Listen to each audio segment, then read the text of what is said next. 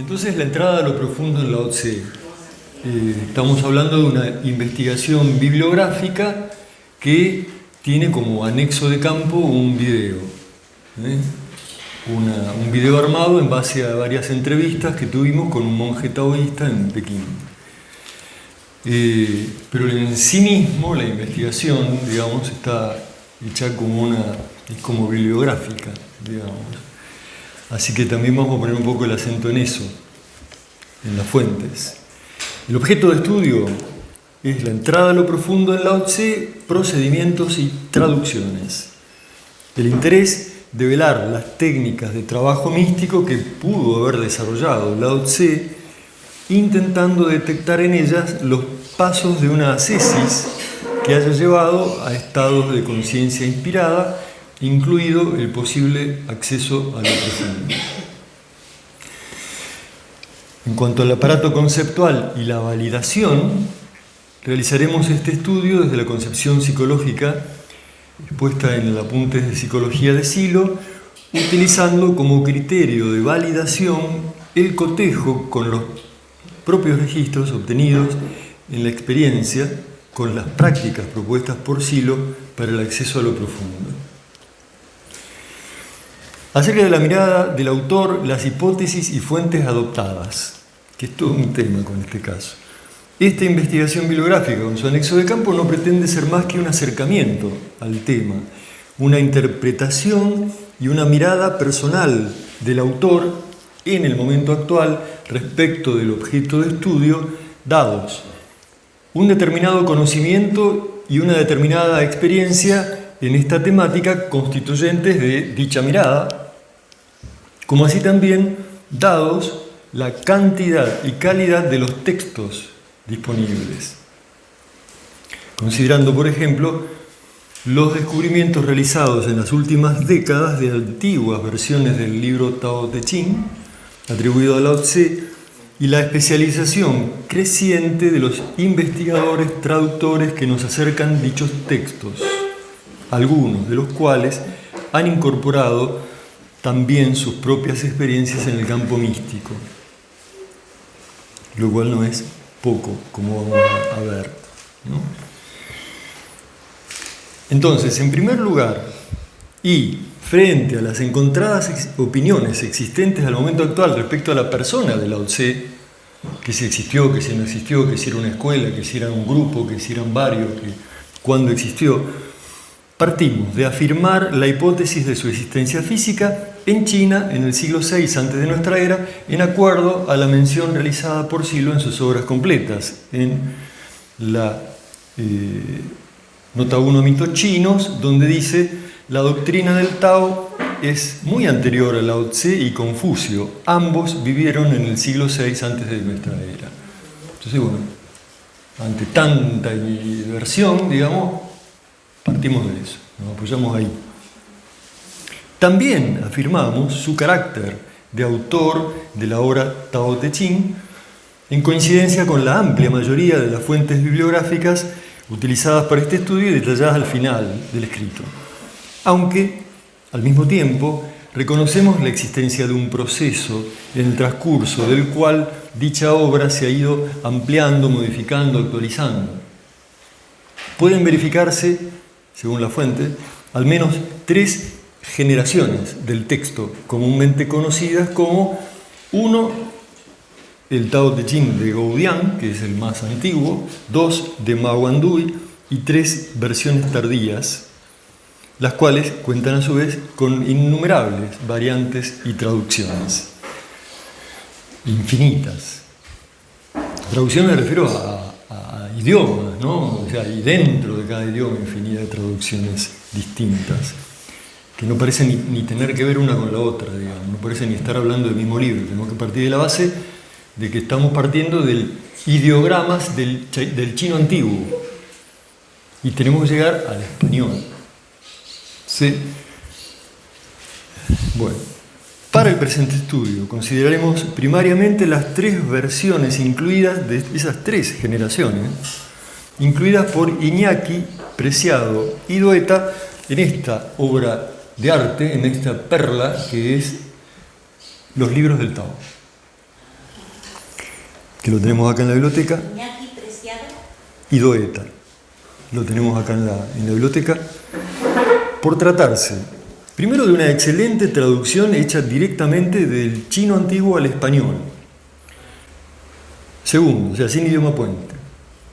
Segundo, por alguien que no solo se ha especializado largamente en el idioma, la cultura china y el taoísmo en particular, de hecho era traductor durante décadas en la Embajada de España en China y al mismo tiempo traducía libros y recibió premios por el libro del Tao, bueno, toda esa cosa, digamos, ¿no? Y doctor en filosofía y qué sé yo, sino que además cuenta con experiencia mística propia. O sea, él hizo esta traducción estando residiendo en un monasterio Bon del Tíbet, en el cual se recluyó durante un montón de años, hasta el 2012, ya de ahí se editó, lo echaron los chinos, pero digamos, bueno, hasta ahí él estaba residiendo en ese lugar. Entonces, muchos pros, digamos, ¿no? muchas virtudes para esa traducción. Y eso se nota muchísimo, digamos. Ahí fue donde empezamos a hilvanar, digamos, realmente los significados que se estaban trasuntando en el Tao Te Ching, ¿no? Clarísimo, cuando alguien tiene experiencia de lo cual está traduciendo. Además de conocer el idioma fuente, digamos, el idioma original y todo aquello. Entonces, bueno, esa es la principal fuente biográfica. Entonces, otra cosa interesante es que él va comparando las tres versiones página por página, con todas las salvedades del caso, porque son además hay muchas diferencias de contenido, ¿no? Pero él en cada página va poniendo el chino antiguo y el español y va haciendo todas las salvedades de que esto es según Gaudian, esto es según Mawandong y esto es según... ¿Viste?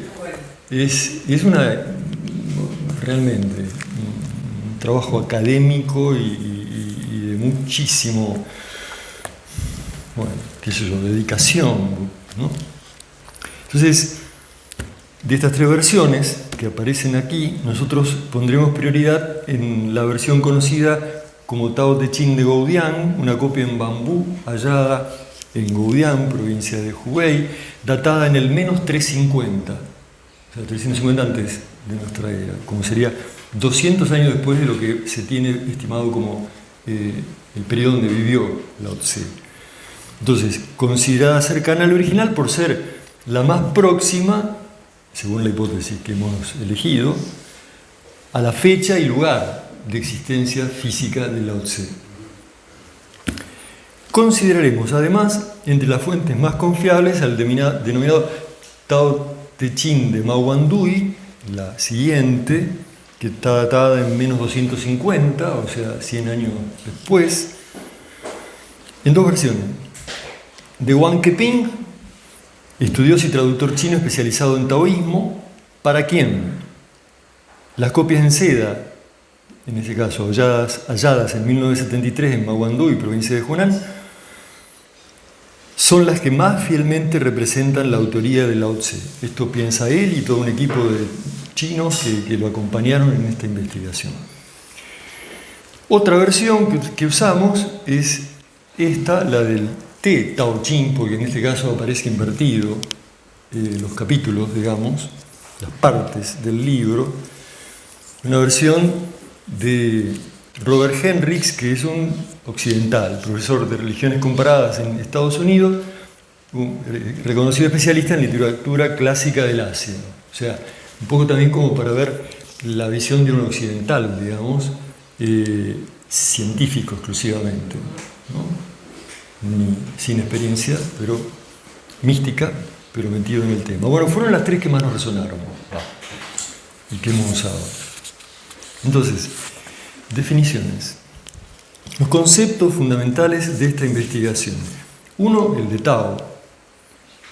Los primeros rudimentos de la doctrina del Tao pueden encontrarse ya en el origen de la cultura Huang'o o del Río Amarillo, en el tercer milenio antes de nuestra era. El ideograma Tao está compuesto de dos partes, cabeza y caminar, por lo cual puede traducirse como dirigir la marcha o abrir camino.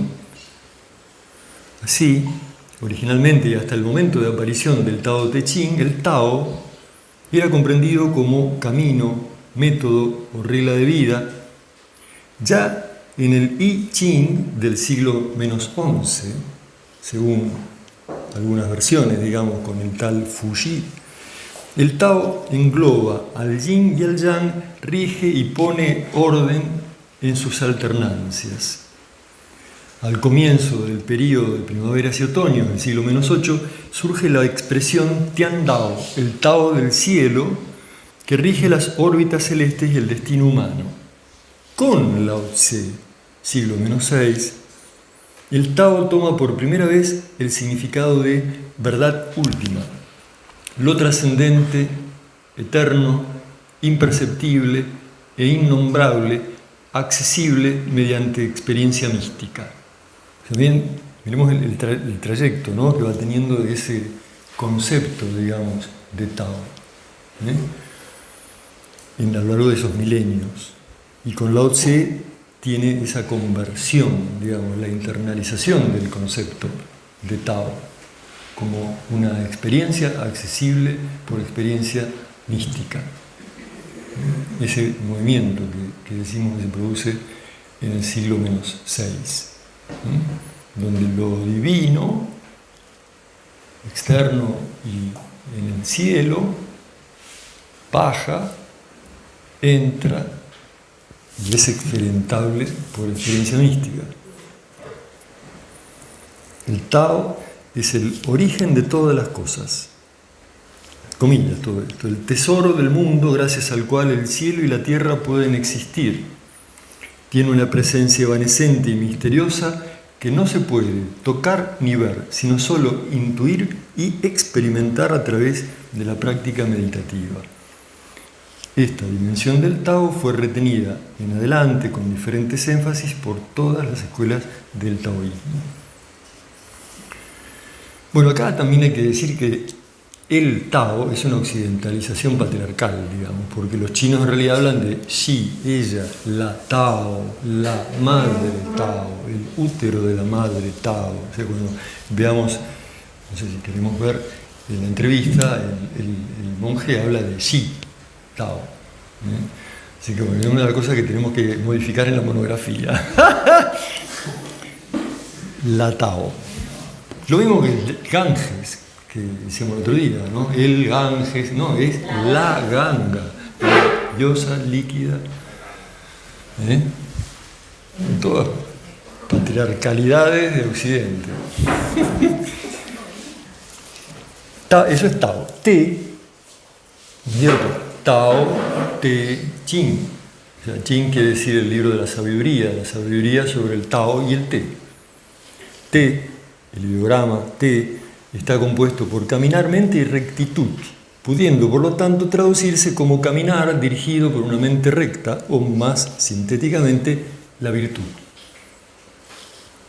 Para el Tao Te Ching, el Te representa el poder, la eficacia del Tao que se manifiesta al particularizarse en los seres.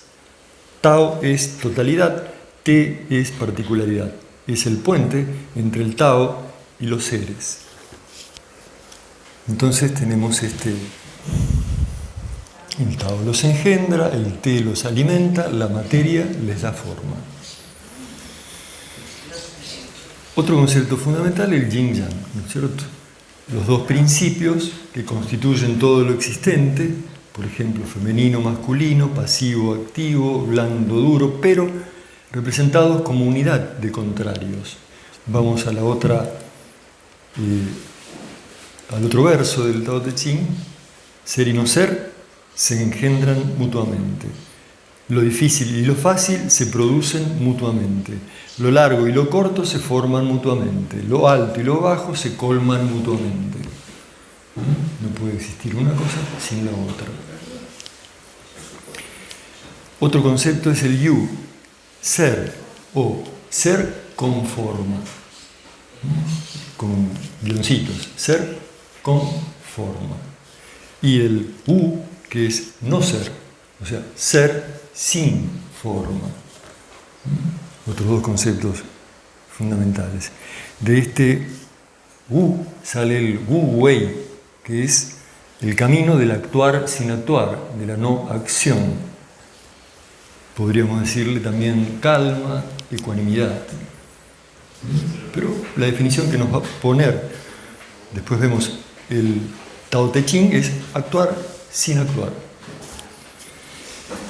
Y la otra, que el monje Heaven nos va a también explicar con mucha gracia, es la de Shu, el vacío o vacuidad, como él insiste. La noción de vacío, o sea, no emptiness, sino void. Bueno, ahí está el chino explicando eso. Void, en inglés, implica vacuidad. Expresada en el Tao Te Ching, esta noción es la primera enunciación de una idea que más tarde se desplegará y ocupará un lugar central en el taoísmo y en el pensamiento chino en general. En el Tao Te Ching, el vacío tiene varios niveles de significación. Por una parte, representa el intersticio que permite el movimiento, o el hueco en una vasija que le da funcionalidad. Esta frase seguramente la conocemos. Modelando la arcilla se hacen las vasijas, y es merced a su vacío que las vasijas de arcilla cumplen su misión. También tiene un significado cósmico, el necesario espacio vacío, que es tanto la matriz, el útero del mundo, como el lugar desde el cual el neuma original o yuan chi puede brotar y circular. También el chino lo llama el chi primordial. En el nivel humano puede representar en lo psicológico la ausencia de deseos, expectativas, prejuicios y parcialidades, y en la práctica meditativa, que nos interesa, el estado de cesación de las percepciones y representaciones mentales. Finalmente, chi, la energía vital que circula en todo ser vivo, aliento, ánimo, neuma.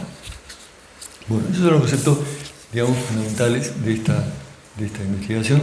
Es de acuerdo a esas definiciones que lo vamos a tomar. Preguntas metódicas para la investigación, que esto tiene que ver con que nos habíamos propuesto hacer de la misma manera el trabajo con el Buda y el trabajo con Lao Tse, y después poder establecer relaciones más fácilmente. Entonces, proceso, ¿en qué momento histórico puede haberse producido la entrada a lo profundo de Lao Tse? ¿Qué antecedentes y qué consecuencias se verifican de tal experiencia? 2. Relación, ¿en qué condiciones y relaciones con el medio se da la experiencia? Y otros posibles casos concomitantes. Y 3. Composición, cómo se produce la experiencia y los pasos de entrada a lo profundo, los procedimientos. Entonces, bueno, vamos al proceso. Antecedentes y consecuencias de la experiencia de lo profundo en Lao Tse. Un poquito de historia y geografía. La civilización china nació y se desarrolló en el valle del río Amarillo. A fines del Neolítico, los valles de los ríos Amarillo y Wei estaban habitados por un conjunto de tribus que acabaron por federarse, conducidos por el mítico emperador amarillo, Huang Di. Los taoístas más tarde lo verán a este emperador amarillo como la primer emanación del Tao, fundador de la doctrina del Wu Wei, ancestro del Tao filosófico. Entonces nos explica ahí el monje, el emperador amarillo, el ancestro del Tao filosófico, y Lao Tse, el ancestro del Tao místico, de la experiencia del Tao. Por aquellos tiempos, menos 3000 antes de nuestra era, el universo espiritual de los pobladores del río Amarillo, del valle del río Amarillo, era fundamentalmente chamánico, y las prácticas divinatorias representaban un papel principal. El emperador amarillo fue el gran chamán, y grandes chamanes fueron los personajes legendarios que le sucedieron al frente de las tribus del río Amarillo. Es importante subrayar la complejidad cultural y religiosa de la China antigua. Ni su lengua, ni su cultura, ni su religión constituían en principio sistemas unitarios. Una bajamama. Es muy valioso el aporte de los elementos étnicos periféricos, tailandeses, tunguses, turco-mongoles, sobre todo, tibetanos, etc., a la síntesis china. Reconocerlo ayuda a entender, entre otras cosas, el impacto del chamanismo septentrional, o sea, de Siberia y Mongolia, en la religión china y en el origen de ciertas prácticas taoístas.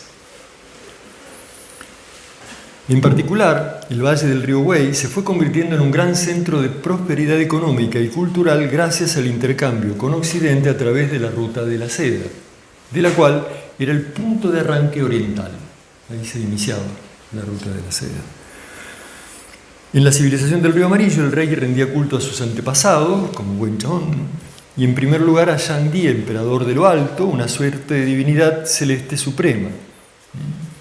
También se hacían ofrendas y sacrificios de diferentes deidades naturales del cielo, de las mieses, los montes y los ríos, de los fenómenos naturales en general. Era preponderante el culto de 4 animales: el dragón, el ave fénix, el unicornio y la tortuga.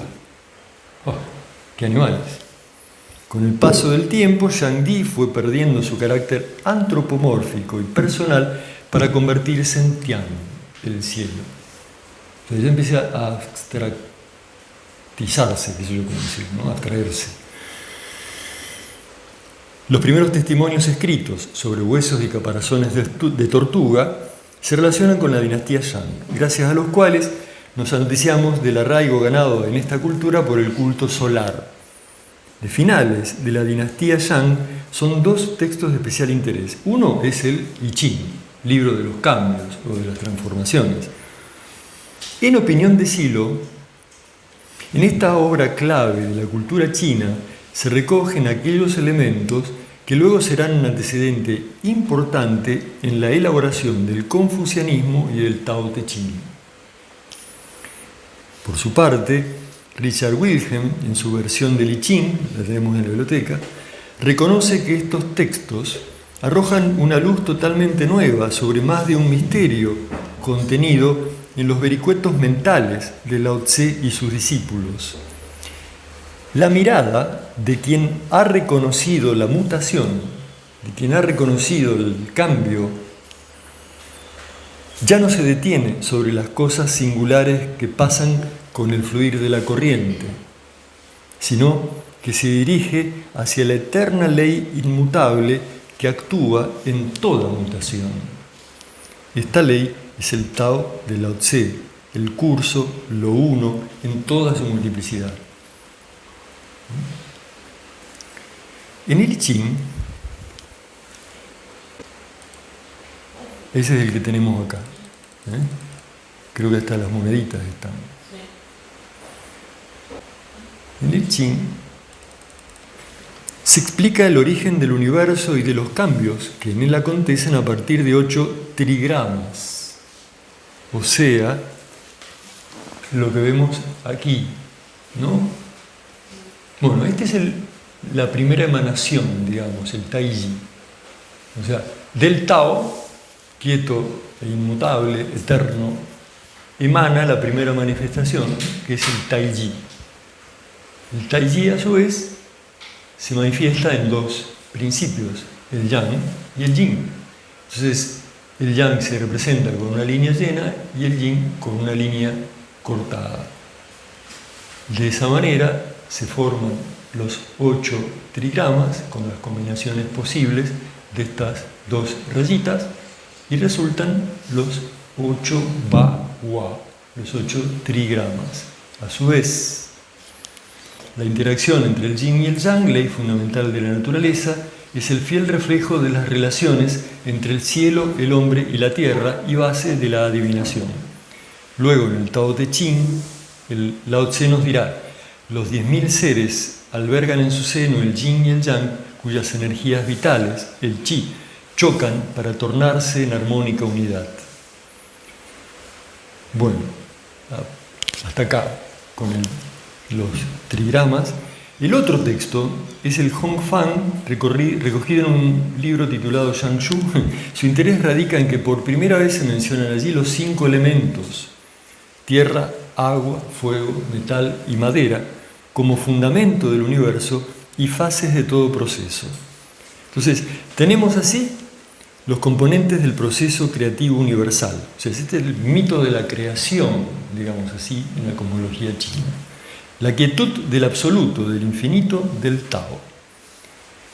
Y aquí el Wu-Yi, el no ser, que en el momento que comienza a moverse y se inicia el proceso emanativo, se transforma en Tai-Yi, en ser. Este proceso emanativo tiene entonces un punto de partida, el Tao, y un punto de llegada, los infinitos seres. En medio se sitúan sucesivamente el gran uno, o Tai-Yi, el Yin-Yang y los 5 elementos. Creo que no cuento más nada acá del I Ching, pero lo interesante es que, bueno, ahí en definitiva se forman los hexagramas, 64, ¿no es cierto?, de la combinación de esos 8 por 8 trigramas. Y entonces este I Ching que conocemos y con las moneditas y todo lo demás se basa en esta cuestión de los 64 hexagramas que representan como los momentos por los que va pasando todo proceso de todo lo existente. Mira la abstracción que desarrollaron en el 1100 antes de nuestra era. Entonces, todo lo existente, lo manifestado, está en permanente cambio y transformación, pero no de cualquier manera, sino en base a 64 posibles estados. Bueno, que acá aparecen un poquito también como descritos, ¿no? Agua, viento, cielo, lago, fuego, trueno, tierra, montaña, siempre muy todo en relación a la naturaleza, pero como estados. Entonces, desde ahí es que se va a inspirar toda la medicina china, bueno, toda la cosmología esta. Bueno, y acá aparecen como estos principios o estados: lo creativo, el cielo o la tierra, lo receptivo, el trueno, lo suscitativo, el agua. Bueno, toda una cosa que en definitiva va describiendo con una precisión, no sé, asombrosa o llamativa como mínimo, la cosa. Y además de los procesos y de los momentos de los procesos. Y además raro por esa cosa de que tirás las monedas y haces las preguntas, bueno, y te da. No sé cómo es. No sé cómo es, pero a mí, justamente, querido para mí, Jung, me conmocionó en el prólogo a este I Ching que tenemos acá, cuando dice que Wilhelm le propone introducir el I Ching que él había traducido y comentado. Y este dice: ¿cómo? ¿Quién soy yo para escribir algo sobre el I Ching? Digamos, dice Jung, ¿no? ¿Quién soy yo para escribir o prologar el I Ching? Entonces, ante esa incertidumbre, digamos, lo que hice fue tirar las monedas haciendo la pregunta: ¿qué puedo decir sobre ti? Y entonces le responde con esta cosa, que lo suscitativo, que lo suave, qué sé yo. Y entonces, bueno, él escribe un prólogo en base a esa respuesta que le dio el I Ching a su pregunta. Es muy extraordinario, es muy lindo. Bueno, creo personalmente que es un trabajo, digamos, un tema de investigación extraordinario para los morfólogos, realmente. Hasta ahora todavía no está, pero bueno, qué sé yo, porque es muy extraordinario en ese sentido. Y bueno, y nosotros hoy estamos arrancando del siglo VI y Lao Tse, pero como dice Silo, o sea, ¿no? Esto arrancó mucho antes, todo este universo, y pertenece a los fundamentos de la cosmología china y de todo lo que surgió después del siglo 1100 antes de nuestra era, confucianismo y taoísmo, porque son los que más nos interesan, pero todo lo demás. Entonces, por lo menos para tomar con cuidado, digamos, y interés estas cosas, sobre todo en estos tiempos, ¿no? Donde el chino empieza a cundir. Entonces, las tradiciones mitológicas arcaicas respecto de los orígenes y formación del mundo llegan hasta Lao Tse y sus discípulos. En opinión de Mircea Eliade, el origen del mundo, según Lao Tse, no hace otra cosa que repetir en lenguaje metafísico el antiguo tema cosmogónico del caos, en tanto que totalidad semejante a un huevo. Retomando la secuencia histórica, a finales del siglo -11, se inicia la más larga dinastía de la historia china, los Yu, hacia el 770 menos. Es el comienzo de la dinastía de los Yu del Este y del periodo conocido en la historia china como de las primaveras y otoños. La capital del imperio era el actual Boyang, en el curso medio del río Amarillo. Paradójicamente, es en este periodo, signado por cruentas guerras y fuerte inestabilidad política y social, que se desarrolló la civilización china clásica y especialmente el pensamiento filosófico con grandes figuras como Lao Tse, Confucio, Mo Tse y Sun Tzu. Sun Tzu, el del arte de la guerra, los cuales dieron origen a sus respectivas escuelas. Este contexto social de crisis del sistema feudal chino, enfrentamiento entre estados, disputas internas e inestabilidad general, caracteriza el momento histórico en que, según nuestra hipótesis de trabajo, vivió Lao Tse. El siglo VI antes de nuestra era, durante la dinastía Yu del Este, en el país de Chen, coordenadas espaciotemporales dentro de las cuales parece haberse producido su acceso a estados profundos de conciencia inspirada.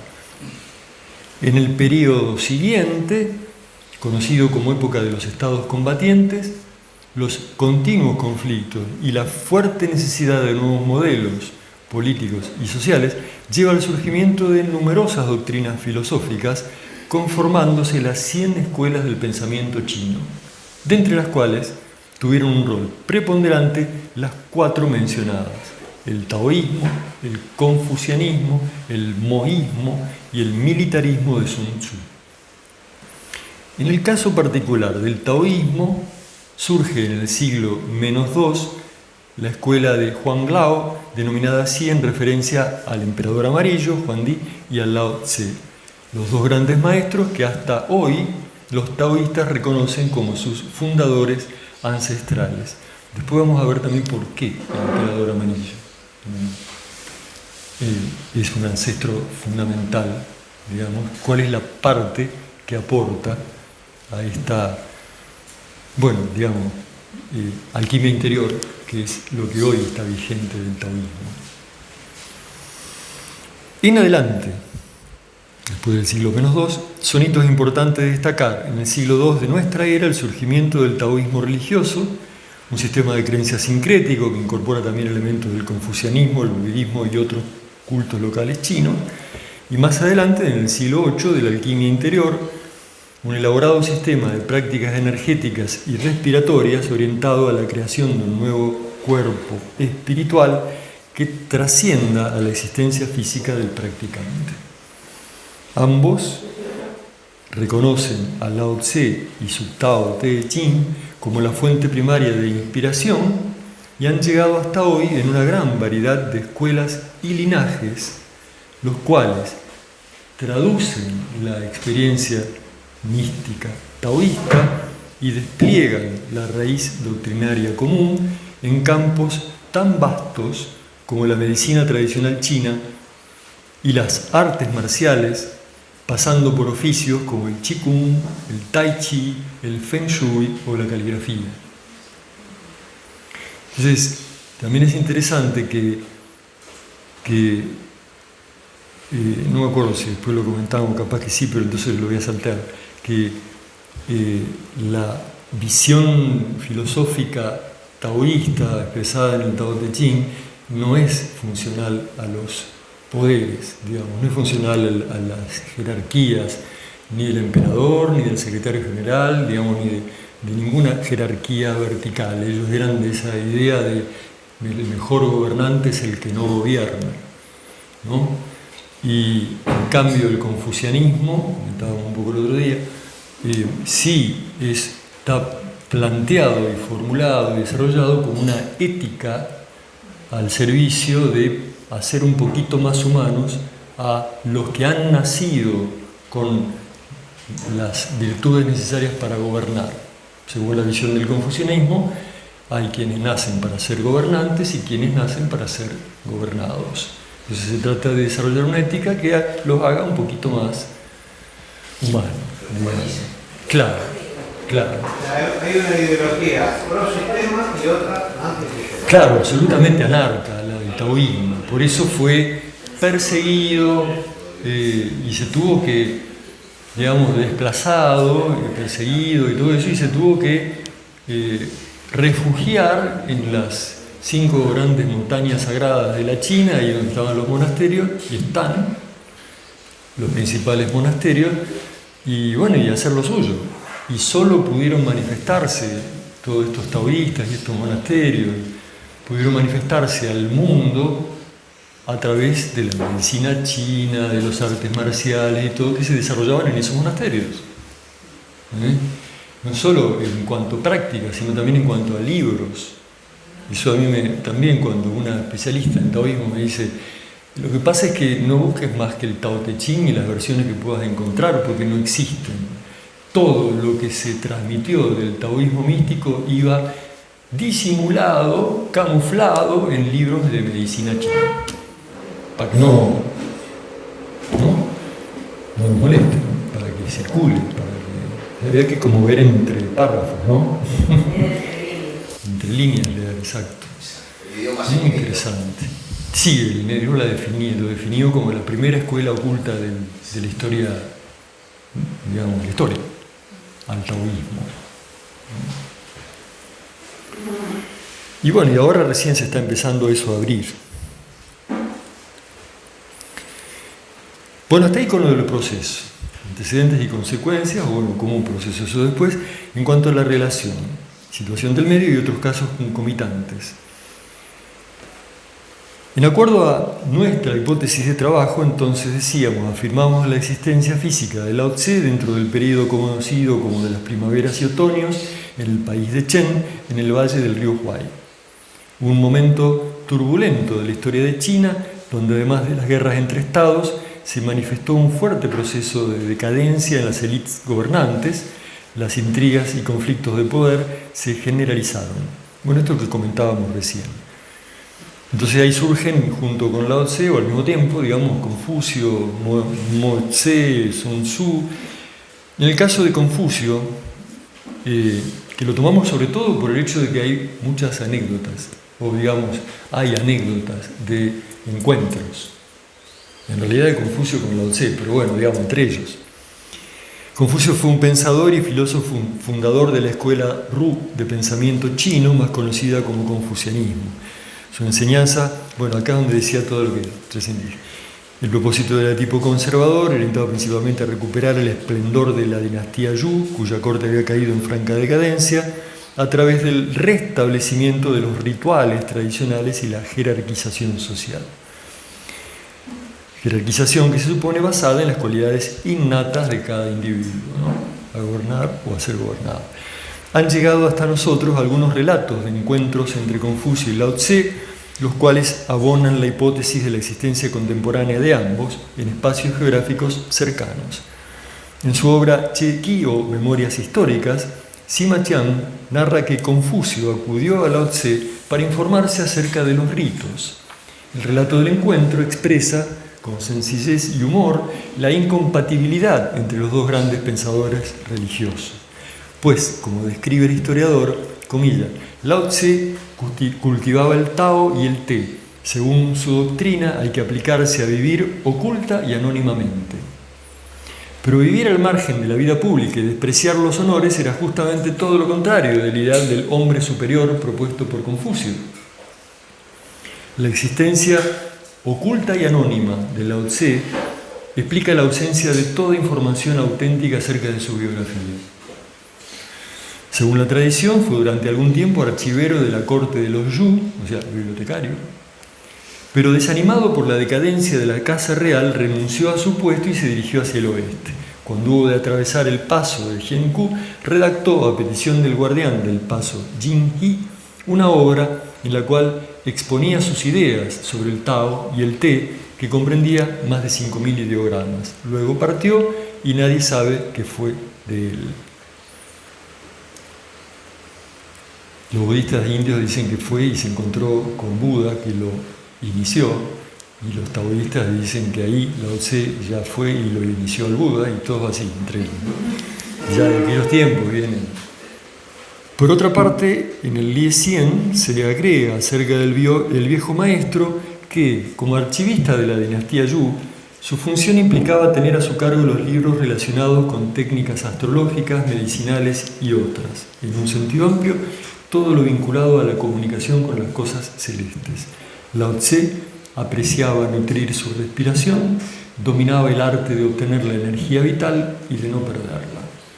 Así, las leyendas más conocidas acerca de Lao Tse, Confucio y Sun Tzu son suficientemente ilustrativas tanto de la caótica atmósfera reinante en la dinastía Yu del Este durante este significativo siglo VI, como de los caminos diversos desarrollados en respuesta a ella por estos grandes filósofos de su tiempo. Pero, al intentar detectar la existencia de maestros que, además de Lao Tse, hubieran elaborado algún tipo de ascesis para el acceso a lo profundo en ese momento y espacio cultural, solo encontramos algún indicio de tal cosa en la biografía del guardián del paso, Jingyi, el que le pidió, maestro, escriba algo, que incluso algunas fuentes lo señalan como discípulo de Lao Tse. Pero nuevamente dificulta la investigación el carácter oculto, anónimo, que caracteriza a todo sabio taoísta.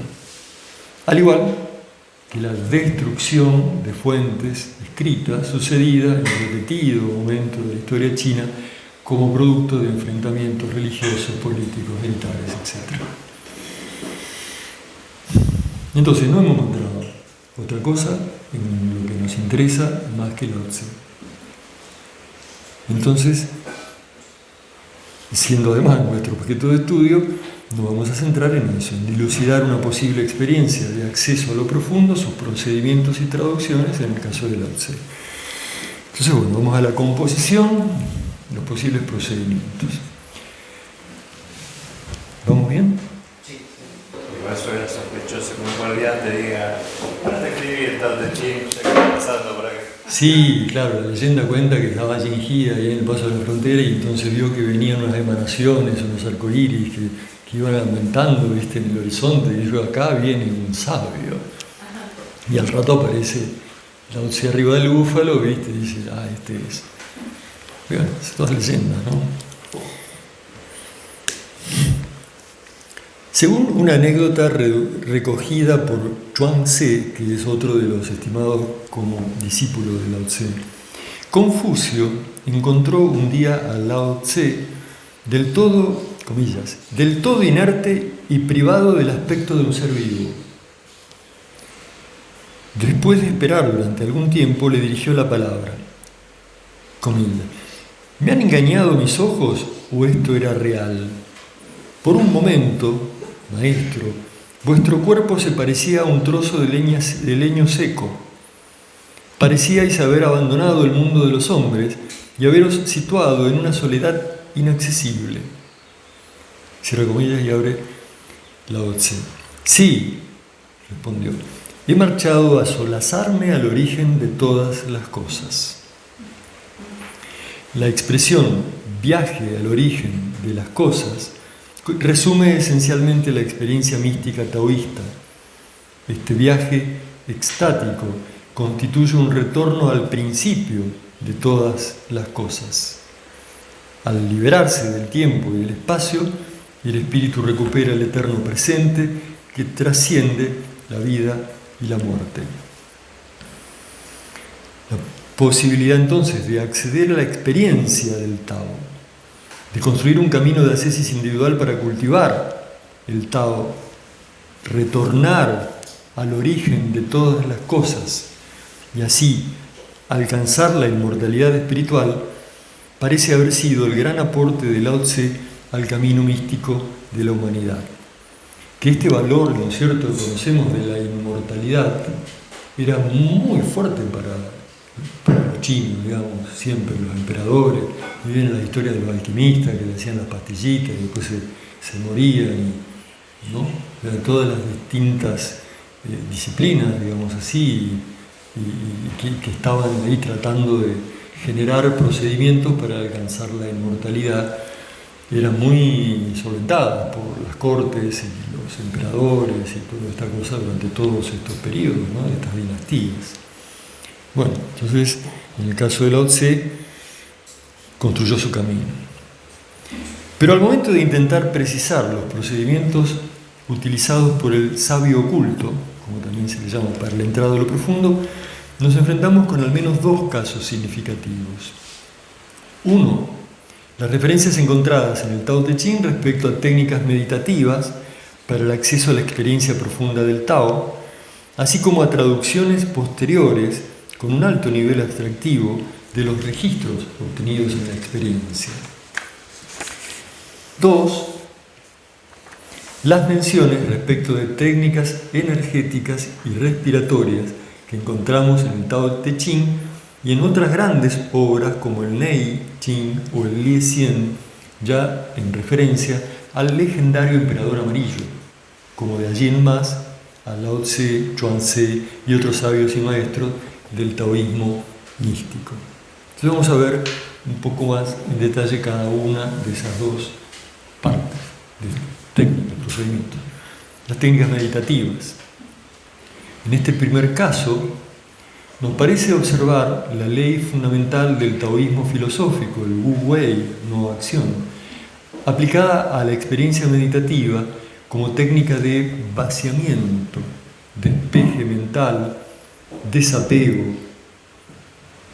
dejar ir todo lo que surge como manifestación en la mente del practicante hasta lograr un estado de vacío que abra paso a la experiencia de lo sagrado. En el Tao Te Ching de Wudian encontramos algunos versos que claramente sugieren tal procedimiento. Por ejemplo, esto, ¿no es cierto? Actúa sin actuar, ocúpate en no ocuparte de nada, saborea lo que no tiene sabor. Otro. Alcanzar la vacuidad es el principio supremo. Conservar el vacío es la norma capital.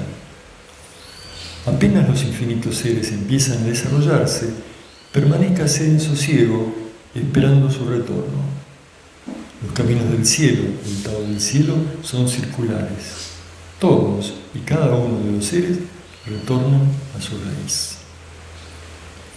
En otra versión, en este caso del Tao Te Ching de Bao Wan Dui, se nos dice el mismo verso de esta forma: llevar el vacío hasta el límite, permanecer calmo en el centro. 10.000 objetos surgen uno al lado del otro y así veo su retorno. En opinión del especialista Henricks, este verso fue traducido por él. El término traducido aquí como veo corresponde al ideograma Quan, y Quan en chino tiene el significado de ver dentro de la verdadera naturaleza de algo, tener un insight, comprensión profunda o, diríamos nosotros, reconocimiento. Vaciar la mente de pensamientos y percepciones, de modo que pueda ser llenada con una iluminación, es no solo un conocido procedimiento de meditación que ha llegado hasta hoy, sino también una técnica que el maestro Chuang Tse, discípulo de Lao Tse, al decir de la leyenda, ha evocado en el libro que lleva su nombre, denominándolo ayuno de la mente. Mira qué interesante. Ayuno de la mente. Entonces dice Chuang Tse: haz tu propósito uno. No escuches con tus oídos, escucha con tu mente. No escuches con tu mente, escucha con tu espíritu. El escuchar se detiene con los oídos, la mente se detiene con la comprensión, pero el espíritu es vacío y espera todas las cosas. El Tao solamente se reconecta en el vacío. El vacío es el ayuno de la mente. Bueno. Eso es en el Hua Hu Chin, que también lo tenemos, que es que son las enseñanzas desconocidas de Lao Tse. Aparece este verso que nos gusta. El ego es un mono que salta a través de la selva, lo hemos leído ya, ¿no? Totalmente fascinado por el reino de los sentidos, cambiado de un deseo al otro, de un conflicto al otro, de una idea centrada en sí misma a la siguiente. Si lo amenazas, realmente teme por su vida. Deja ir a ese mono, deja ir los sentidos, deja ir los deseos, deja ir los conflictos, deja ir las ideas, deja ir la ficción de la vida y la muerte. Permanece simplemente en el centro, observando, y luego olvida que estás allí.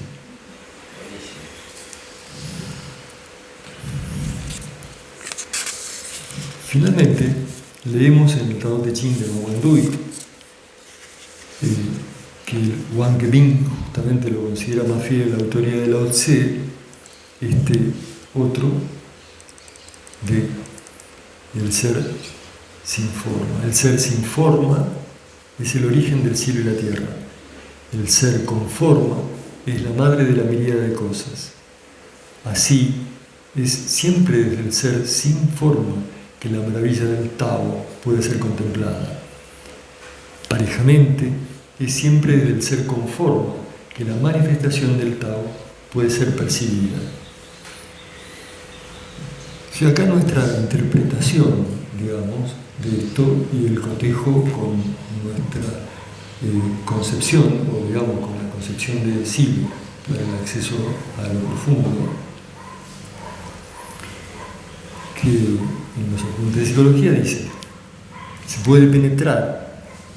O sea, la relación que hacemos es la siguiente, o sea, nos parece que esto es siempre desde el ser sin forma, que la maravilla del Tao puede ser contemplada, alude al estado de suspensión del yo, que posibilita la experiencia profunda.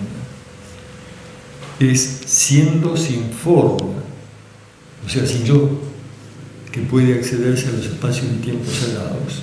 Esa es nuestra afirmación. En la opinión de Silo, se puede penetrar en un curioso estado de conciencia alterada por suspensión del yo.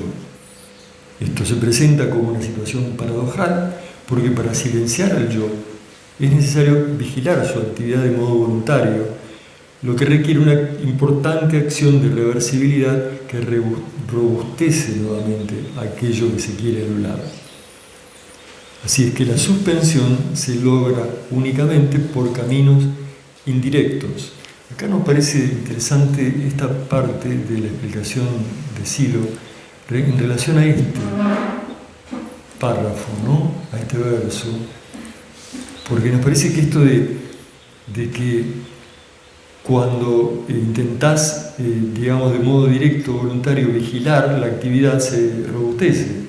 ¿Viste? De como esto de, si lo amenazas al mono, teme por su vida, se resiste, no quiere, digamos, ¿no? Entonces, dice Silo, así es que la suspensión se logra únicamente por caminos indirectos, desplazando progresivamente al yo de su ubicación central de objeto de meditación. Que me resuena mucho con esto, digamos. Deja ir el mono, deja ir los sentidos, deja ir los deseos, deja ir los conflictos, solo observando, quédate en el centro, observando y después olvida que estás allí, ¿no? Suena a ese proceso de desplazamiento del yo hasta...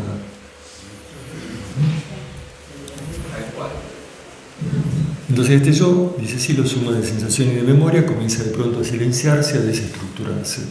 Tal cosa es posible porque la memoria puede dejar de entregar datos y los sentidos, por lo menos externos, pueden también dejar de entregar datos.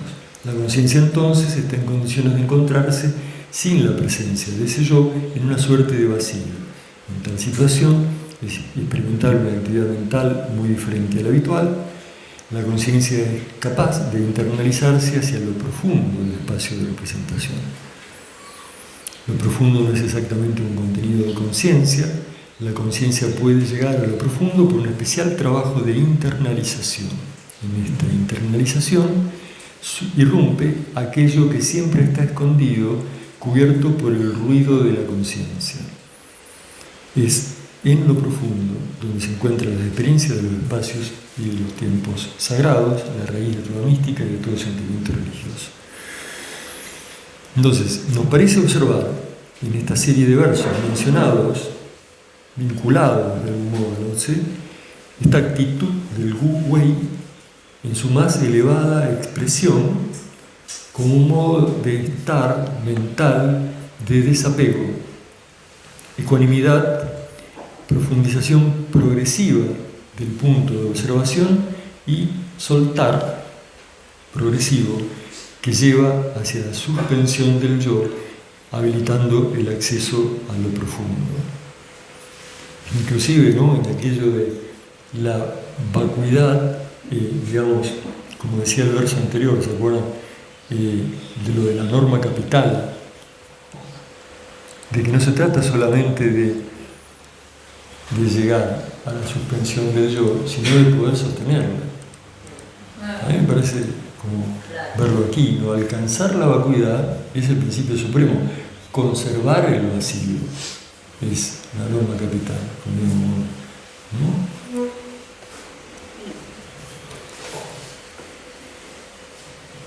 Entonces, profundización progresiva del punto de observación y soltar progresivo que lleva hacia la suspensión del yo, habilitando el acceso a lo profundo.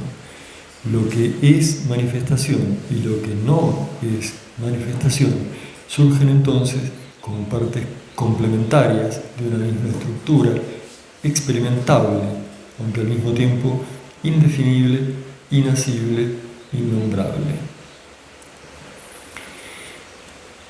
En sus apuntes de psicología, lo reviso, ¿no?, lo repaso, digamos, ya los conocemos en esta parte, Silo precisa algunas pautas que nos puede resultar de gran utilidad al analizar los posibles procedimientos y registros obtenidos por Lao Tse. Dice Silo: la entrada a los estados profundos ocurre desde la suspensión del yo. Ya desde esa suspensión se producen registros significativos de conciencia lúcida y comprensión de las propias limitaciones mentales, lo que constituye un gran avance. En ese tránsito se deben tener en cuenta algunas condiciones ineludibles, dice él. 1. Que el practicante tenga claro el propósito de lo que desea lograr como objetivo final de su trabajo. 2. Que cuente con suficiente energía psicofísica para mantener su atención ensimismada y concentrada en la suspensión del yo. Y 3. Que pueda continuar sin solución de continuidad en la profundización del estado de suspensión hasta que desaparezcan las referencias espaciales y temporales. Continuar en la profundización de la suspensión hasta lograr el registro de vacío significa que nada debe aparecer como representación ni como registro de sensaciones internas. No puede ni debe haber registro de esta situación mental, y el regreso a la situación mental de suspensión o a la vigilia habitual se produce por los impulsos que delatan la posición y las incomodidades del cuerpo. Nada se puede decir de ese vacío. El rescate de los significados inspiradores, de los sentidos profundos que están más allá de los mecanismos y las configuraciones de conciencia, se hacen desde mi yo, cuando éste retoma su trabajo vigílico normal. Obviamente, de ese yo traduciendo con su bagaje cultural en sí, ¿no? Entonces, eso digamos nosotros. Finalmente dice Silo, no podemos hablar de ese mundo porque no tenemos registro. Durante la eliminación del yo, solamente contamos con las reminiscencias de ese mundo, como nos comentara Platón en sus mitos. Entonces, en el Tao Te Ching encontramos algunas citas referidas al Tao que a nuestro ver traducen esas reminiscencias que estamos mencionando. Obviamente las traducen de acuerdo al universo, paisaje cultural, digamos, el universo mental de aquella época. Por ejemplo,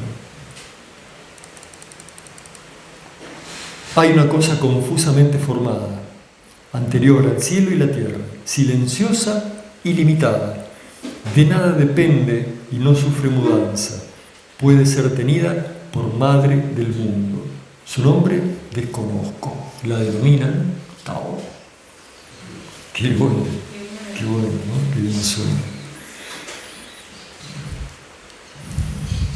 Retornar al principio. He ahí el movimiento del Tao.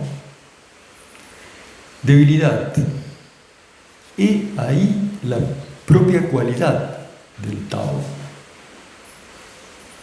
Las cosas del mundo nacen del ser y nacen del no ser. Ser y no ser se engendran mutuamente. Traducciones. El gran sonido apenas se oye. La gran imagen no tiene forma. El Tao, en su inmensidad, no se puede describir. Solo el Tao puede engendrar y llevar a la plenitud. Otra. Lo miras y no lo puedes ver. Lo escuchas y no lo puedes oír. Lo usas y no se puede agotar.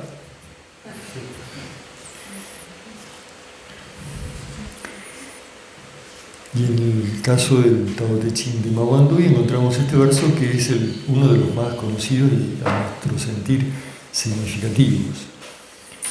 El Tao que puede ser mencionado no es el Tao permanente. El nombre que puede ser nombrado no es el nombre permanente. El ser sin forma es el origen del cielo y la tierra. El ser con forma es la madre de la miríada de cosas. Así, es siempre desde el ser sin forma que la maravilla del Tao puede ser contemplada.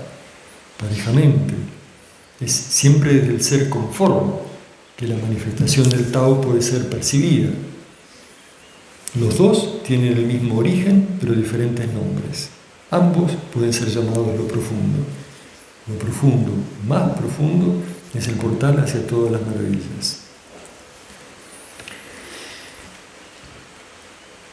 En su mensaje, Silo describe con una expresiva alegoría esta experiencia de iluminación, ese reconocimiento de la esencia de las cosas, esa visión de la realidad última, del plan que vive en todo lo existente. Experiencia a la que, coincidentemente, solo se puede acceder manteniéndose calmo en el vacío. En términos taoístas, diríamos en la actitud de Wu Wei. En el capítulo de los estados internos sí lo sugiere. Sube por la escalinata del intento y llegarás a una cúpula inestable. Desde allí, desplázate por un pasillo estrecho y sinuoso que conocerás como la volubilidad, hasta llegar a un espacio amplio y vacío con una plataforma que lleva por nombre espacio abierto de la energía. En ese espacio puedes espantarte por el paisaje desierto e inmenso y por el aterrador silencio de esa noche transfigurada por enormes estrellas inmóviles.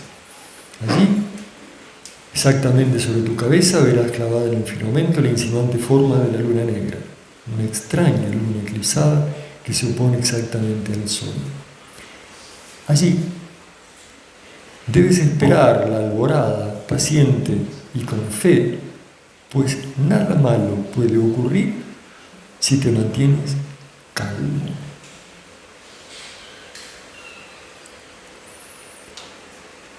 Si en la explanada logras alcanzar el día, surgirá ante tus ojos el radiante sol que al alumbrarte por vez primera la realidad. Entonces verás que en todo lo existente vive un plan. Cierro comillas. El ascenso hacia un espacio mental vacío, donde mantenerse calmo, paciente y con fe, hasta que la verdadera esencia de las cosas se haga evidente a la mirada que contempla, son, creo, significativas coincidencias en las descripciones de ambos maestros. Por otra parte, también encontramos gran similitud entre lo formulado por Lao Tse y las descripciones realizadas por Buda de su camino medio de ascesis, en referencia a la impermanencia e insustancialidad de los fenómenos y al camino para acceder a la visión cabal de sabiduría. Aquí reproducimos las 3 últimas abstracciones meditativas del Majjhima Nikaya, ¿no? De uno de los sermones. La que dice: luego, monjes, al superar el estado que tiene a la conciencia ilimitada como base, atendiendo solo a la nada, el monje alcanza y permanece en el estado que tiene a la nada como base. Sigue Buda. Luego, monjes, al superar el estado que tiene a la nada como base, el monje alcanza y permanece en el estado que se basa en ni percepción ni no percepción. Luego, monjes, al superar el estado que se basa en ni percepción ni no percepción, el monje alcanza y permanece en la cesación de la percepción y la sensación. Y, tras haber conseguido la visión cabal de sabiduría, sus corrupciones son totalmente aniquiladas. Cierro comillas. Así, el estado de cesación de la percepción y la sensación, previo a la visión cabal de sabiduría budista, parece corresponderse con el estado de vacío que permite la reconexión con la Tao innombrable, con la maravilla del Tao, contemplada desde el ser sin forma. En ambos casos, creo, se está hablando de suspensión del yo y acceso a lo profundo, el portal hacia todas las maravillas, lo cual en ocasiones habilita a la experiencia del reconocimiento. Hasta ahí, como el resumen de las técnicas meditativas, ¿no? Y las relaciones que hemos podido encontrar, las resonancias que hemos podido encontrar. Por otro lado, las técnicas energéticas y respiratorias, de lo cual tenemos bastante menos, muchísimo menos, casi nada para cotejar, digamos, salvo en algunas prácticas de la fuerza. Pero bueno. Una pregunta, Sí. esta última parte no pusiste relaciones con la tercera columna de la disciplina mental. Exacto, y eso está en la entrada a lo profundo de Buda. Entonces, ¿Se puede ver al Lao Tse como un antecedente de la disciplina mental? yo creo que sí. Se puede ver a Lao Tse como un antecedente de la disciplina mental en cuanto a las correspondencias con los pasos de la última cuaterna. Creo que sí. Creo que lo que mencionaba antes, de ver lo manifestado y lo no manifestado como partes de una misma estructura, experimentable, pero inasible, innombrable, lo siento relacionado con eso. Entonces, ese despeje mental propio de ir hacia el no movimiento forma, de manera tal que ese vacío conecte o permita la manifestación de otra cosa, siento una gran resonancia con con esto que estamos viendo en los versos del Tao Te Ching. Y esta parte de esas tres últimas abstracciones meditativas del Buda, están relacionadas ahí en el trabajo del acceso a lo profundo del Buda, ¿no? O sea, esto de la conciencia ilimitada, o sea, llegar al estado de conciencia ilimitada como la experiencia del movimiento forma, digamos, ¿no? Después de haber superado el solipsismo de ese determinismo, digamos, de la propia conciencia, al romper o al superar el estado solipsista de que todo lo que veo que existe tiene acto, objeto, movimiento, forma. Bueno, al superar ese estado y aparecer el movimiento forma en todo, lo siento resonante con esto de la conciencia ilimitada. Y el superar eso, como llegar al estado de la nada, o sea, de la experimentación del no movimiento forma, del estado de nada, a partir de la búsqueda del no movimiento forma, de aquello que no es movimiento forma. Entonces, bueno, ese tipo de resonancias nos han llevado dentro de lo que es lo meditativo. Yo siento que tanto las técnicas de Lao Tse, de Buda, como de Lao Tse, tienen un fuertísimo componente mental, tal vez porque es de lo que más tengo experiencia, digamos. Pero también está aquello de que es muy difícil separar en todas estas cosas las distintas partes, ¿no?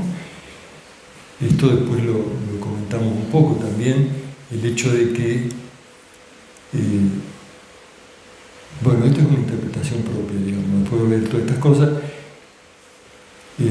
una cosa es la potencia mental de un Buda o un Lao Tse, digamos, que pueden ellos mismos construir ese camino de ascesis y llegar a estas experiencias y develar estas nuevas verdades o enseñanzas, y la potencia que pueden haber movido en su propósito, en su carga afectiva, en todo, sin considerar que puedan ser bodhisattvas, ¿no?, que bajaron. Pero bueno, el hecho de que después, ya a partir de los que siguen y quieren emular, es necesario, como bien sabemos, hacer un esfuercito y meterle mucha bomba, digamos. Bomba me refiero a bombear mucho la posibilidad de carga afectiva, la posibilidad de energía a mover. Entonces, lo que observamos en las dos escuelas, la del Buda, el desarrollo del budismo tántrico, juntándose con el tantrismo y ahí entonces metiéndole mucha energía al asunto. Y en el caso de Lao Tse ya viene el antecedente de las técnicas, bueno, ahora lo vamos a ver, las técnicas respiratorias y energéticas que aparecen también en Lao Tse y después se convierten en fundamentales dentro de la alquimia interior, cada vez más importantes. Bueno, me parece que me fui un poco de pregunta, pero las relaciones de ambos dos con las prácticas de la disciplina mental me parecen muy resonantes, en síntesis. En cuanto, siguiendo con Lao Tse, las técnicas energéticas y respiratorias.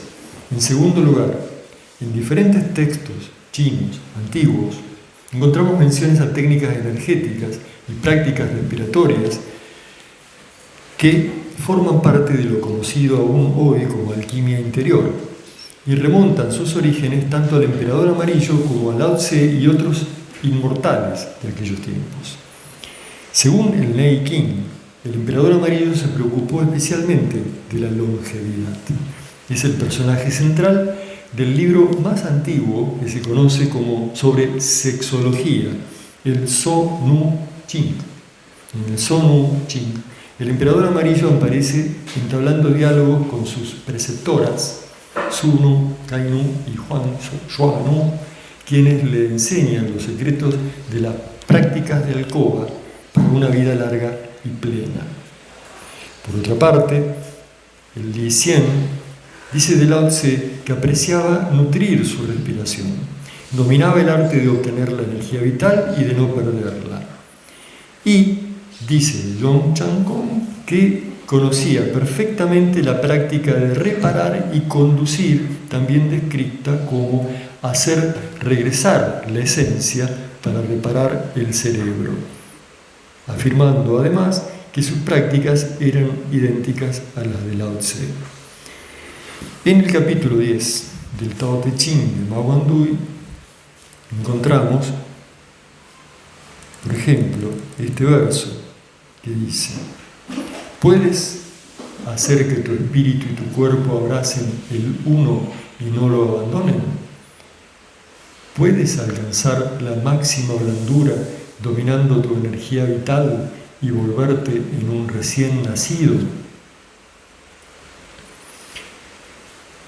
El niño, el bebé recién nacido, representa en el Tao Te Ching a la cumbre de la fuerza vital, algo semejante a un andrógino que no conoce la partición entre masculino y femenino y por causa de ello está rebosante de vitalidad. Los textos que acompañaban a las copias del Tao Te Ching halladas en Ma Guandui describen numerosos ejercicios respiratorios de regulación del aliento vital y posturas de gimnasia taoísta, por lo cual puede considerarse que dichas prácticas energéticas y respiratorias eran conocidas al momento de ser redactado el Tao Te Ching. La práctica denominada regulación del aliento vital fue y continúa siendo uno de los procedimientos taoístas más importantes para el logro de estados superiores. Se trata de un conjunto de ejercicios gimnásticos y respiratorios cuyo objetivo es lograr el control mental sobre el flujo de la energía en el cuerpo humano. Lograr el control mental del flujo de la energía en el cuerpo humano. El Tao Te Ching formula claramente esta idea en la frase: una mente que dirige, entre paréntesis, controla la energía vital, se llama fortaleza.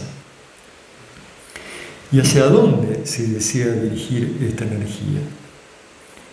Como hemos visto, el Li Xian, en el capítulo correspondiente a Lao Tse, afirmaba que apreciaba nutrir su respiración, bueno, lo que decimos, dominaba el arte de obtener la energía vital y no perderla. Y también en otras fuentes encontramos referencias a que estas prácticas ya eran conocidas en tiempos de Lao Tse.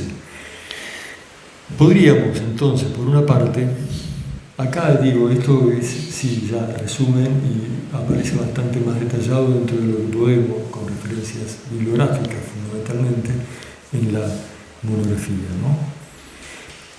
Entonces, podríamos por una parte inferir que estas técnicas le posibilitaban el potencial energético sabidamente necesario para mantener la atención ensimismada, concentrada en la suspensión del yo, hasta que desaparezcan las referencias espaciales y temporales y se logre ese registro de vacío tan caro al Tao Te Ching, ¿no? Como si dijéramos, me parece como mínimo todas estas prácticas energéticas y respiratorias hacían de soporte y respaldo, digamos, a las prácticas que ya estuvimos viendo, del logro de vacío. Por otra parte, se habla de la práctica de reparar y conducir, esto de hacer regresar la esencia para reparar el cerebro, que claramente va en la línea después del desarrollo de la medicina china, la acupuntura, el qigong y todo aquello. Y de allí en más, no parece difícil seguir la huella histórica del taoísmo místico hasta el surgimiento, a comienzos del siglo VIII de nuestra era, de la alquimia interior, cuyas prácticas energéticas dirigidas a la formación de un cuerpo espiritual que sobreviva a la muerte física son ampliamente conocidas y continúan vigentes entre los monjes taoístas de la actualidad, los cuales, como decíamos, reconocen en Lao Tse el antecedente experiencial primigenio, o sea, el ancestro holístico. En estas técnicas se trata de concentrar la energía y luego refinarla, transformarla sucesivamente en energía cada vez más sutil, recorriendo la órbita microcósmica desde el perineo a través de los canales Renmo, Concepción, Itumay, Gobernador y los campos de cinabrio internos ubicados en el vientre, el corazón y la cabeza. Con la energía sutil se crea el embrión del nuevo cuerpo espiritual, el cual finalmente sale por la coronilla para retornar a la vacuidad y unirse al Tao, que es un poco lo que nos cuenta ese monje taoísta que hemos entrevistado. Entonces, el Tao se manifiesta tanto en el micro como en el macrocosmos, en lo uno y en lo todo. Por esta razón, los textos taoístas presentan un isomorfismo entre el proceso cosmogónico, el desarrollo del feto y el nacimiento, y en la secuencia inversa los pasos de cultivo del Tao, la ascesis taoísta. Según E. Torchinov, otra de las fuentes, para el taoísta, el retorno al útero de la madre Tao no es simplemente una metáfora, sino un modo de expresar la profunda esencia de la estructura isomorfa del universo. Esta es también la razón por la que los taoístas intentan, en sus prácticas místicas, imitar los estados prenatales. La imagen taoísta de volver al útero materno como un niño aún no nacido y su connotación ontológica, esto es, retornar al útero de la vacuidad del Tao y obtener una nueva vida eterna, son del mismo tipo.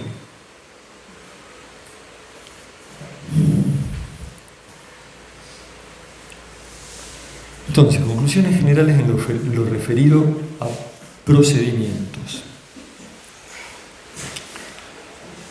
En definitiva, podemos distinguir dentro de los procedimientos detectados en la práctica de Lao Tse y en base a las pautas sugeridas por Silo en su Psicología 4, los siguientes pasos para la entrada en lo profundo. 1. Formulación del propósito, lo que se desea lograr como objetivo del trabajo. En este caso, la experiencia del Tao. 2. Acumulación y manejo de la energía psicofísica para mantener la atención ensimismada y concentrada en la suspensión del yo. En este caso, prácticas para nutrir la respiración, acumular la energía y dirigirla mentalmente. 3. Suspensión del yo. Logro del estado de vacuidad a través de la actitud del Wu Wei, aplicada a la técnica meditativa como un modo de estar mental de desapego, ecuanimidad, profundización del punto de observación y soltar progresivo que lleva hacia la suspensión del yo, o posiblemente, en las técnicas energéticas, a través de la gestación energética del embrión inmortal que vuelve al caos, a la vacuidad, al origen de todo a través de la coronilla. 4. Continuar sin solución de continuidad en la profundización del estado de suspensión hasta que desaparezcan las referencias especiales y temporales. En este caso, contemplar desde el ser sin forma o posiblemente fusión del espíritu inmortal con el Tao.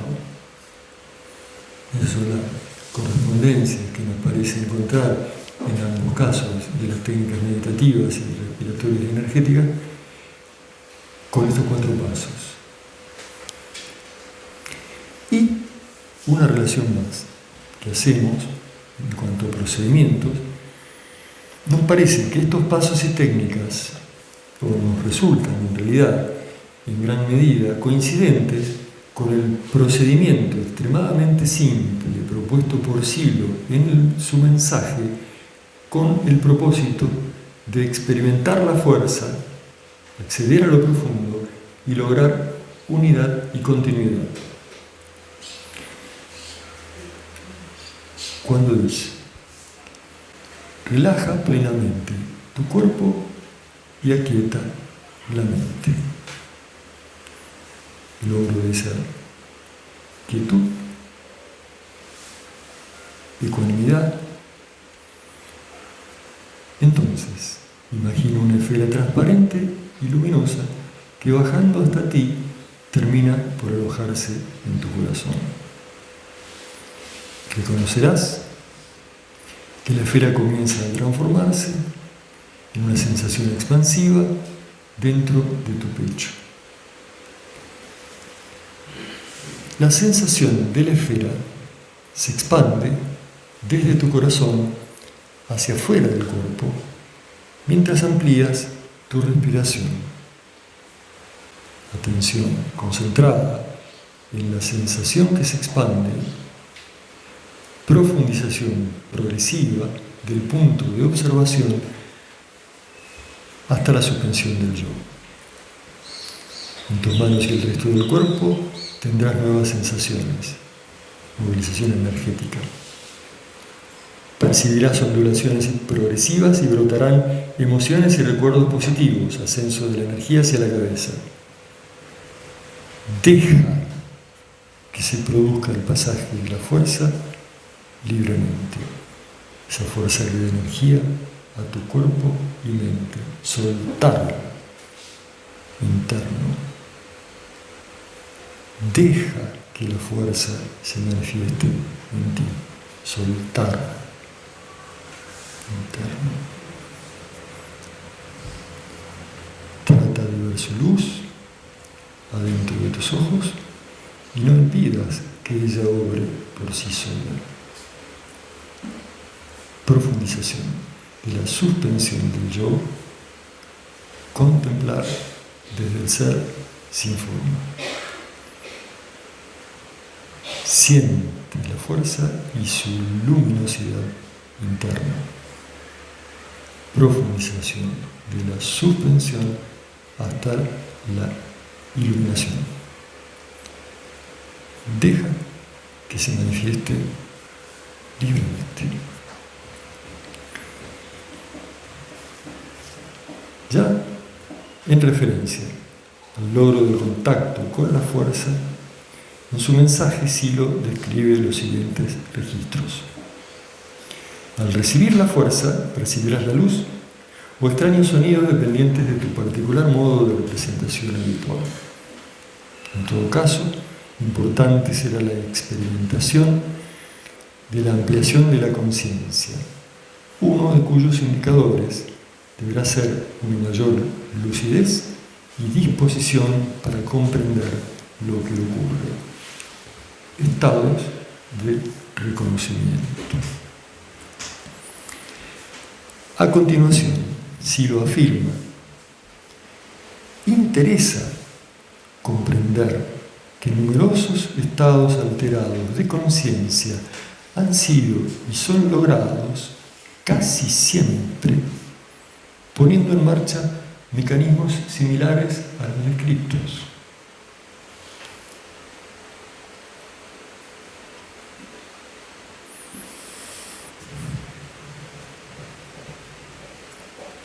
Evidentemente, estamos ante un funcionamiento y una capacidad que le son propias a la conciencia humana en búsqueda, lanzada más allá de sí misma a encontrar respuestas para las preguntas fundamentales de la vida y el sentido.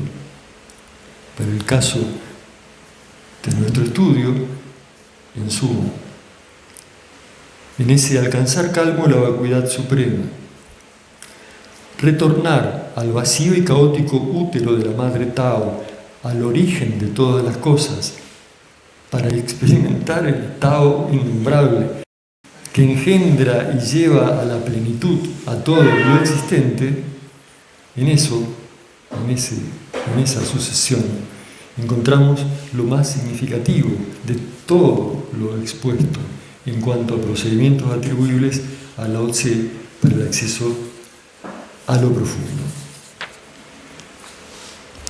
Lo cual nos resuena fuertemente con los comentarios de Silo al mensaje al hablar de la mirada interna y el volver sobre sí misma de la conciencia para completarse con lo profundo. Cuando dice, la mirada interna es una dirección activa de la conciencia, es una dirección que busca significado y sentido en el aparentemente confuso y caótico mundo interno. Esa dirección es anterior aún a esa mirada, ya que la impulsa. Esa dirección permite la actividad del mirar interno. Y si se llega a captar que la mirada interna es necesaria para revelar el sentido que la empuja, se comprenderá que en algún momento el que mira tendrá que verse a sí mismo. Ese sí mismo no es la mirada, ni siquiera la conciencia. Ese sí mismo es lo que da sentido a la mirada y a las operaciones de la conciencia. Es anterior y trascendente a la conciencia misma. De un modo muy amplio, llamaremos mente a ese sí mismo y no lo confundiremos con las operaciones de la conciencia ni con ella misma. Pero cuando alguien pretende apresar a la mente como si fuera un fenómeno más de la conciencia, aquella se le escapa porque no admite representación ni comprensión. La mirada interna deberá llegar a chocar con el sentido que pone la mente en todo fenómeno, aún de la propia conciencia y de la propia vida. Y el choque con ese sentido iluminará a la conciencia y a la vida. Me parece que no resulta difícil intuir en ese sí mismo, en esa mente, en ese plan, algunos de los innumerables nombres del Tao. Eso. Y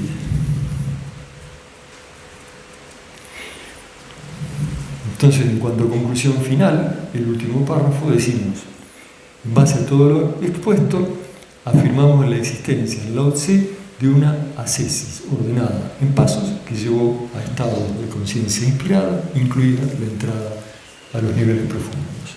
Experiencia que puso en marcha una nueva etapa en el desarrollo espiritual y filosófico de la civilización china, contribuyendo además significativamente al crecimiento de la humanidad en su conjunto. Recordamos aquí las palabras de Silo cuando dice: luego los redentores trajeron sus mensajes y llegaron a nosotros en doble naturaleza para restablecer aquella nostálgica unidad perdida. También entonces se dijo gran verdad interior. Punto final.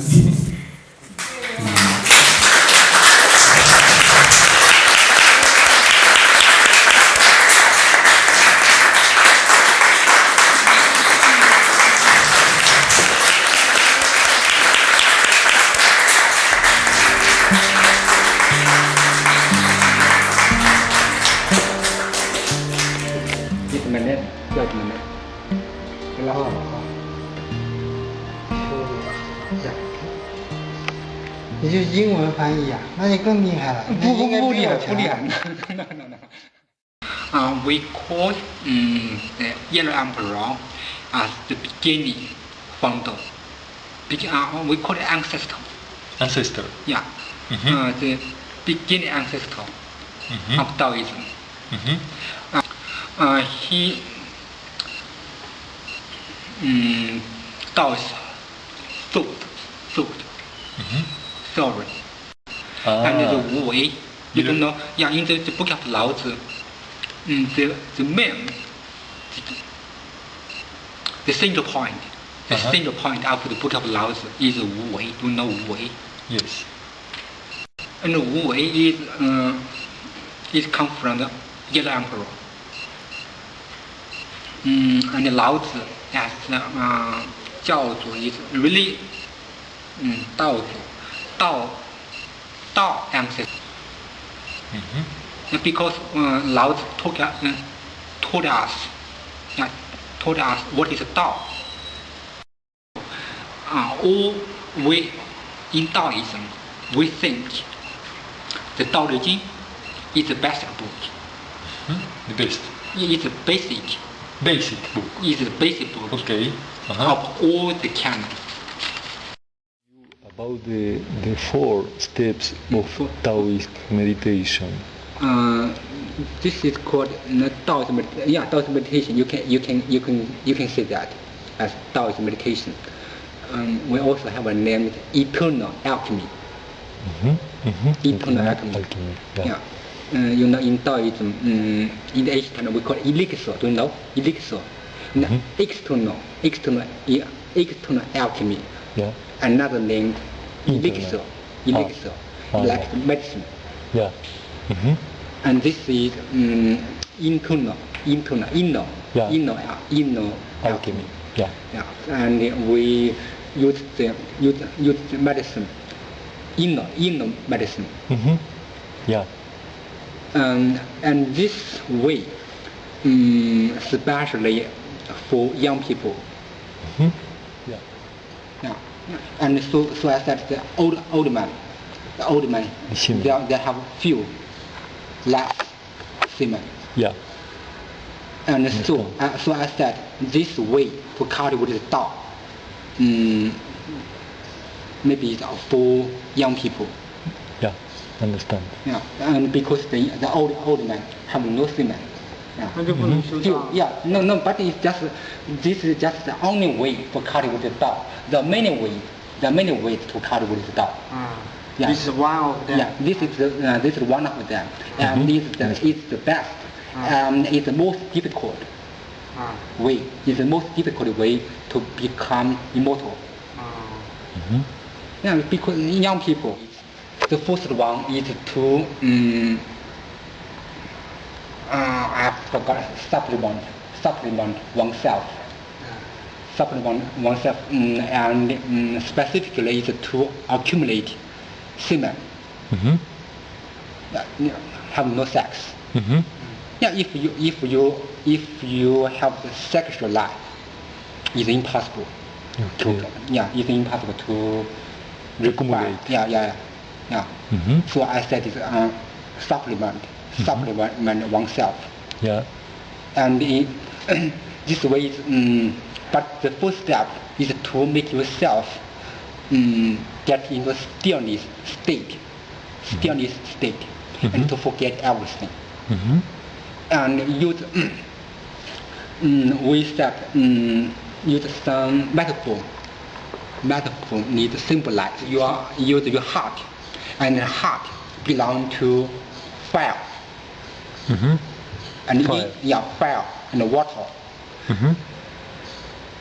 But this is just a metaphor. Symbolize meaning. Symbolize the meaning. And you just like you use your fire to vapor, to steam, to vapor the water, become to the chi.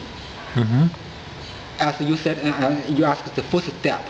The first stage is to accumulate the water. Yeah. If you have no water, it's impossible. Yeah. It's impossible to make the water to convert, to turn into the chi. So the first step is to accumulate the water, and we call it supplement. And then the next, the second stage is when you have enough water, and refine the essence. Yeah, we call it refine the essence to turn into the chi. And it just like use the sun to shine the water. Yeah. Yeah, Understand. but we need to, I don't know how to say it. Your mind, don't be haste. Don't be haste. What is in Haste. Chinese? Haste 就是着急嘛。 Don't be hurry， Yeah, OK hurry. Haste 不也行吗？其实有点太什么，就是 Don't be in hurry。 hurry. The most important is to make yourself get into stillness.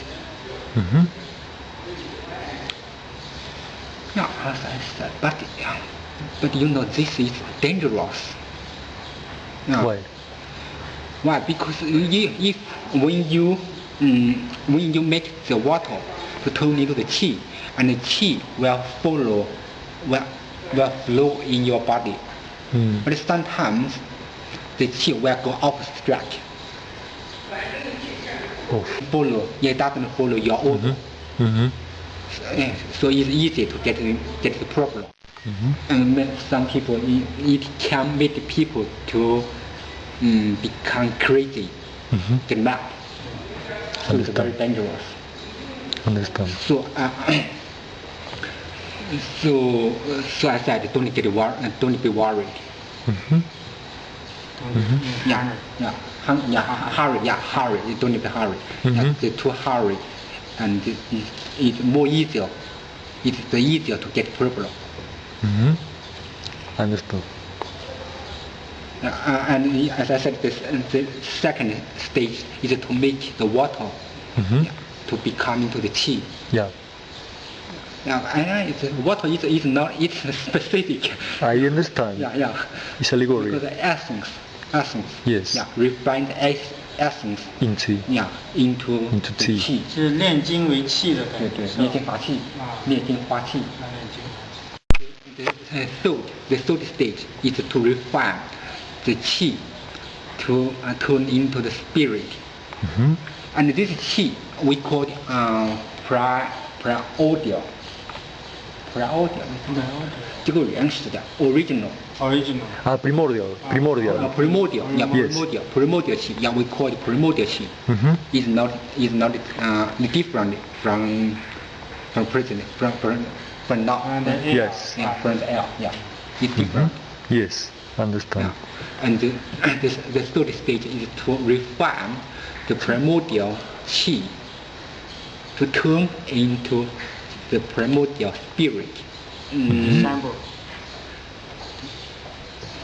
When the water turn into the qi, and we need to lead the qi follow in the physical body, in the body. And this we also call microcosmic orbit. Microcosmic. Orbit. Orbit, is it right? Yeah. Orbit. Yeah. Orbit is track. Orbit is track. Orbit 是什么意思？轨道嘛。鬼我 ghost。 No. 轨道。track。你去 是不是还有个 track？ T-R-A-C-K track。没有 track， 这是 track， 不是叫 track 哦。track。Now, so as I said, when it go off track, Yeah. and people will get problem. So we'll lead the qi from the dantian and follow with here the governor channel. And from here is I don't know how to say it. Ringma and Dumba. Ringma is receptor. No, I forgot. Ringma. Yeah, this channel. Yeah. And this channel we call it Duma. Duma in English is governor. Channel. Ringma. Yeah. And the first five stages. 念主机、念精化气、念气化神、念心法术、念是活道。Yeah, 5 stages. And the fourth is 念气化神。念刚才说了这个念经发气，对，念气发神，意思这个念心法师。第一步不是那个先有筑基嘛，经，对，筑经，对吧？筑基叫筑基，筑基。对。第二个是念经发气，念经发气。第三个是念气发神，念气发神。Fourth step。啊，念神法师。念神法师。要 refine the spirit to return to 这个诗呀，I forgot。哪个书是？书是。诗。Spirit into empty. I forgot. I have forgot. Emptiness. Empty. Yeah. The seminal meaning. Yeah, the seminal. We call it emptiness. 有一个事物的意思嘛，有个事物。虚无嘛，对吧？事物对，有个事物那个词我忘记了。bad memory. Emptiness.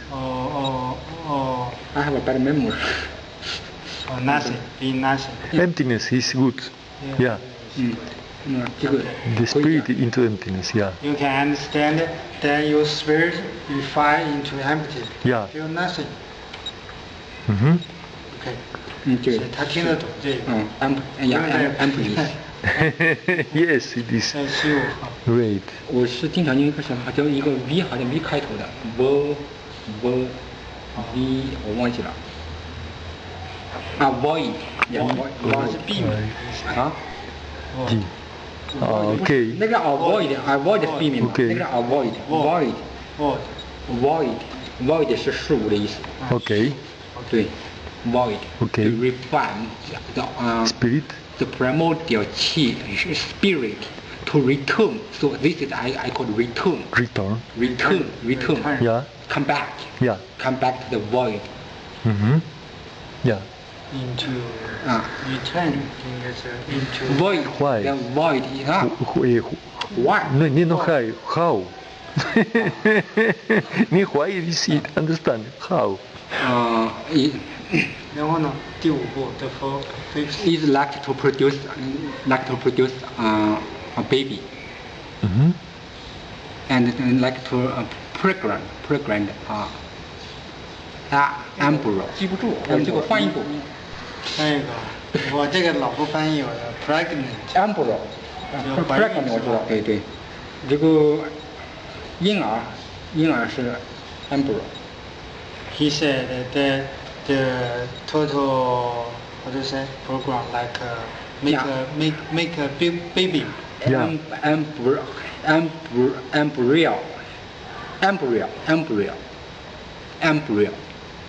The baby before embryo. Yeah. Embryo. Yes. Embryo. The Understood. baby before delivered. Yeah. Yeah, it's like to pregnant embryo. Now in this stage, it's like to deliver the baby, and also it can come out from some people from this point. Make the baby come out. So I call it return. Can get out. The spirit can leave your body. Yeah, this stage. And the fifth stage is to refine the primordial spirit merged into Tao. In this stage, and the baby outside your physical body, to merge the spirit baby into the Tao. The spirit of the baby. Yeah, the nothing. And also we call it ruin the universe. Like the chaos. Do you know the chaos? Chaos. C-H-A-O-S. The blessing of the universe. Now because, as you know, everything comes from the Tao. And the Tao is like, before nothing, Tao is exist. And the Tao produces the chaos. And the chaos, and in that stage, is to produce the universe. And the universe produce the yin and yang, and then produce the spirit. Yeah, and the qi. and physical body. And so we cultivate the Tao is go back Yeah, to the Tao. to the origin. Yeah. Understand? Yeah, as the book of Lao Tzu said, the Tao produced everything. The fourth stage is. The first Tao produced one, and one produced two. The two turned into three. Three beget everything. Everything. All things. 10,000 And also, things. we, the physical body, belong to the all things. And cultivate the Tao is to make ourselves go back to the Tao. Understand? Yeah. Understand, only understand. Maybe. Only understand. I understand also that it's not easy. Because that way. Yeah, it's different. Also difficult to explain in Chinese. Not only in English. Yeah. Can treat the Tao like the heaven, like the universe, like the sun. Yeah, and the heaven and the earth produce everything. But she doesn't say, I produce everything. Of course. She always keeps in steady state. And so she can exist all the time, in any time. Become last forever. Eternal. Eternal. So if we want to become Immortal. Immortal, longevity, and we need to follow the Tao. Understood. Understood. Thank you.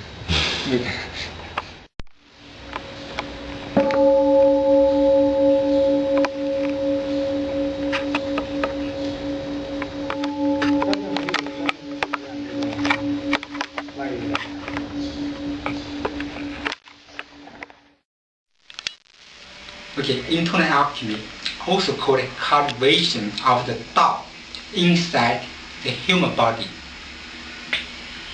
There are many ways to cultivate Tao, such as internal alchemy and external alchemy, and Tai Chi Chuan, calligraphy, and Chinese painting.